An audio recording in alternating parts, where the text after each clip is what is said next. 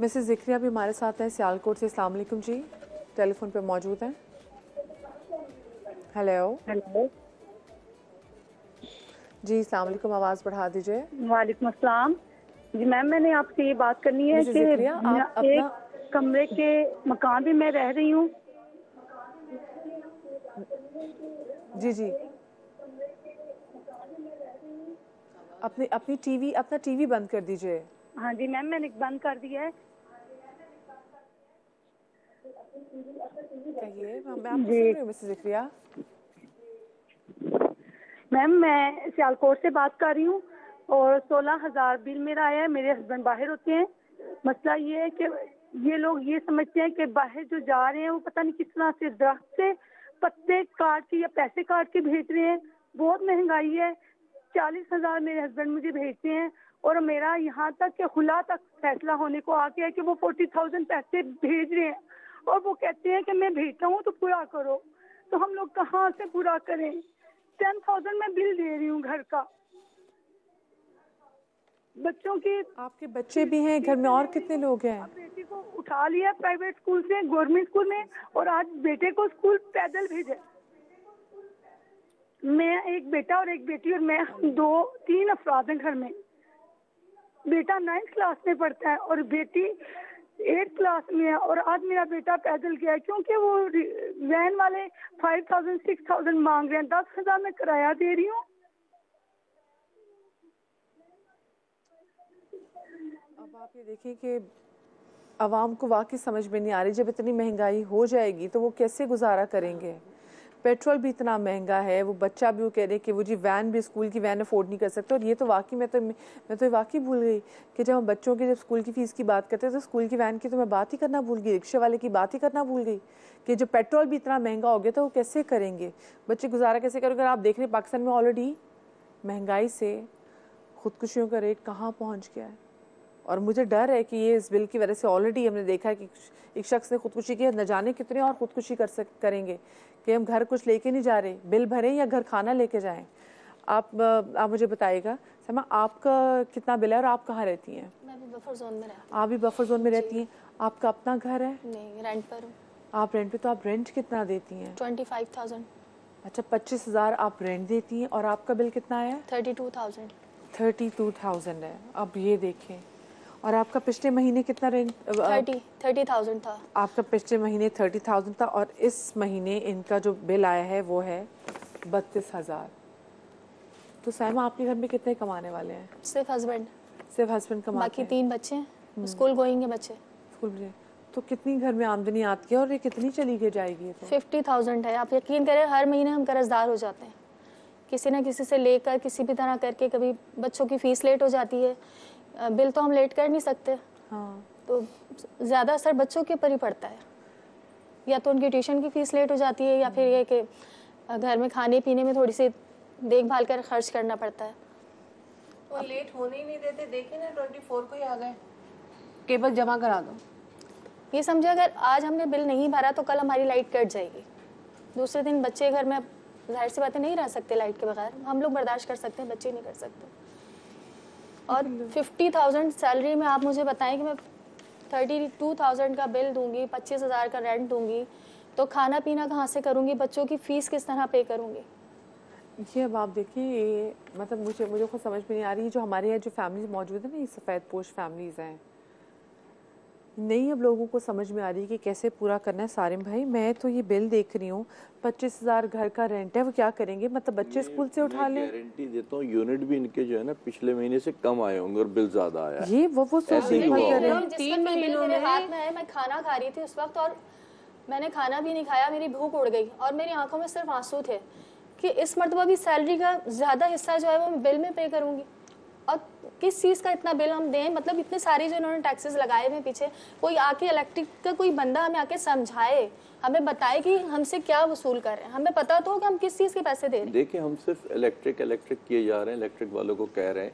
ये इलेक्ट्रिक का इशू नहीं है, ये हमारी सरकार का इशू है। ये बिल्कुल, क्योंकि जो रेट है हमारी सरकार का काम है कि वो इन चीजों को काबू करे।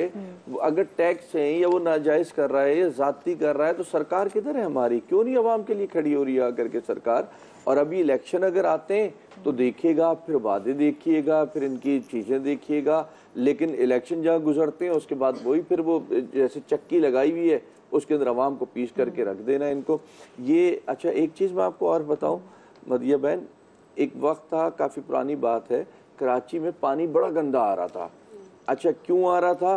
क्योंकि फिल्टर जो है बड़े इंपोर्ट किए गए थे, जगह जगह फिल्टर्स मिल रहे थे, हर बंदे ने फिल्टर लगा लिए, उसके बाद से अब तक पानी अच्छा, गंदा नहीं। अब वो हम सब चल भी उसी पे पड़े कि जी फिल्टर पानी पीने हमने। अब सोलर का दौर आया हुआ है, तो जब सोलर बिकेगा ही तब, लाखों रुपए का सोलर, जब आपकी बिजली बहुत महंगी हो जाएगी। लेकिन सारे भाई ये सोलर मतलब मुझे बताएं, ये सोलर वो लगवा सकते हैं जो कि ठीक ठाक पैसे कमाते हैं, उनकी अर्निंग कैपेसिटी बहुत अच्छी हो।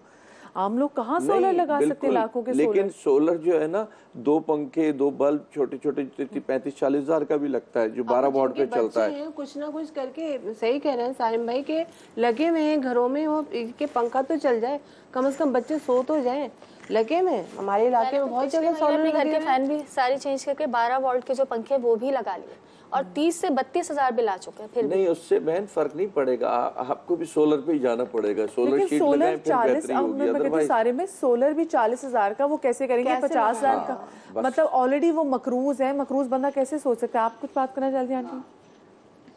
मैं के इलेक्ट्रिक से ये कहना चाह रही हूँ कि हमारे घर हैं, कोई फैक्ट्री नहीं है जो तुम इतने हाई फाई बिल बेच रहे हो। अगर अब भी तुम्हारे दिल में खुदा का खौफ है तो सुधर जाओ, नहीं तो सारी औरतें निकल के तुम्हारे आन के वो हालत करेंगी, तुम याद करोगे। अब औरतें निकलने पर मजबूर हो गई हैं, आदमी को बैठा लें घर में और अब आन के हम तुम्हारी सही की धुलाई करेंगे, फिर तुम देखो तुम्हारा हाल क्या होगा। भूत जाओगे, उन्हीं तारों से लपेट लपेट के तुम्हारा गला घोट के मारूंगी। आंटी, हाय आंटी, ऐसी नहीं। हम देखिए, मैं वही बात, मैं बात करती हूँ, दिल जले हुए लोग परेशान हैं। आपको पता है मुजफ्फराबाद में एक शख्स ने 15 पे कॉल के, मुजफ्फरगढ़ में कॉल की 15 में, और उसको बोला कि मैंने 2 दिन से खाना नहीं खाया हुआ और मैं खुदकुशी के करने के उस पे आ गया हूँ, दर पे आ गया हूँ। तो उन्होंने जाके एक तरीके से जाके उसको रेस्क्यू भी किया। वो लोग ये कह रहे हैं कि भाई आप खुदा के लिए खुदकुशी ना करें। और वो लोग जो कि साहिब इस्तात हैं, अपने आसपास अपने दूसरे रिश्तेदारों को देखें जो कि बिजली का बिल, वो भी क्योंकि ऑफ कोर्स वो टैक्सेस आ गए हैं, वो उनकी गले में चीज़ें, खुद परेशान है कि भाई ये तो हमने किया ही नहीं था। तो लोगों के बिल, कोशिश करें कि अपने रिश्तेदारों की ना थोड़ी ज़िंदगी आप भी आसान बनाएं। तो आप कुछ कहना? जी जी, एक बात और जी जी। ये बिलों पर से टैक्स हटाएं। ये टैक्स उनसे वसूल है जिन्होंने टैक्स लगाया, हमसे टैक्स वसूल करने की कोई जरूरत नहीं है। ये हमारा क्या काम है कि हमको तुम्हारे नौकर हैं? कौन है जो तुमने हमारे पर टैक्स लगाया है? जो बड़े बड़े बैठे इदारे उन पर टैक्स लगाओ जाके, गरीबों पर क्या टैक्स लगा रहे हो? है हमसे जो रह गया सब हमसे वसूलोगे, जो भी रह गया, जो भी बात करना है तुम हर बात में टैक्स है। काय का टैक्स है? क्या तुम्हें शर्म आनी चाहिए जो हमारे पर टैक्स। भाई बड़ी बड़ी कंपनी है, हमारा छोटा सा घर है, हम किस बात का तुम्हें टैक्स दे? अपना खाएंगे तुम्हें टैक्स देंगे। तुमने टैक्सों में लगा लगा कर बंदों को मारे दे रहा होगा, मर जाओ तो खुद। आंटी, मुझे आप बताइएगा, जैसे आपके घर में ग्रॉसरी पहले आती थी, अभी वैसे आती है? नहीं, बहुत फ़र्क पड़ा है, बहुत। जैसे कि अगर हम यानी कि 10 से 15 हज़ार की अगर हम यानी कि सेविंग करते थे, यानी कि राशन वगैरह डलवाते थे, तो वो हमारा कम से कम चल जाता था। अब हम बहुत मुश्किल से हम यानी कि इस तरह का करते हैं कि जैसे कि हमें मालूम है कि हमें पूरा महीना करना है, पूरा महीना चलाना है, क्योंकि एक लेडीज़ ही और एक औरत ही घर को चला सकती है। अब इतना यानी कि बजट आउट हो गया है ना कि अब वो 10-15 हज़ार में नहीं होता। अब आप यानी कि यकीन नहीं करेंगे कि जो हम जैसे जो सौदा लेते थे पहले 10,000 में हमारा पूरा हो जाता था, अब 20,000 भी हमें कम पड़ते हैं।